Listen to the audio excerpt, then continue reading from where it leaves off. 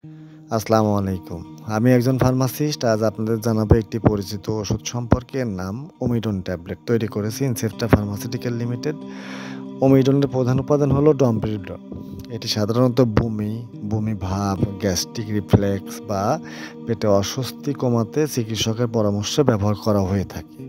এই ওষুধটি কখনো নিজের ইচ্ছামতো সেবন করা উচিত নয়। খাওয়ার ১৫ থেকে ৩০ মিনিট আগে ওষুধটি খেতে হয়। যাদের হার্টের সমস্যা, লিভার ডিজিজ বা হরমোনজনিত সমস্যা আছে তারা চিকিৎসকের পরামর্শ ছাড়া অমিডন খাবেন না।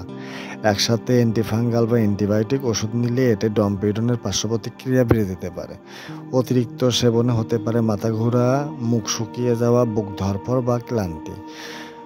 অনেকেই খাবার হজম না হলেই বা গ্যাসের অজুহাতে বারবার অমিডন খেয়ে ফেলেন। এটা একদম ভুল অভ্যাস, কারণ এতে শরীরের হরমোন ভারসাম্য নষ্ট হতে পারে এবং দীর্ঘমেয়াদী হার্টের ঝুঁকি বাড়ায়।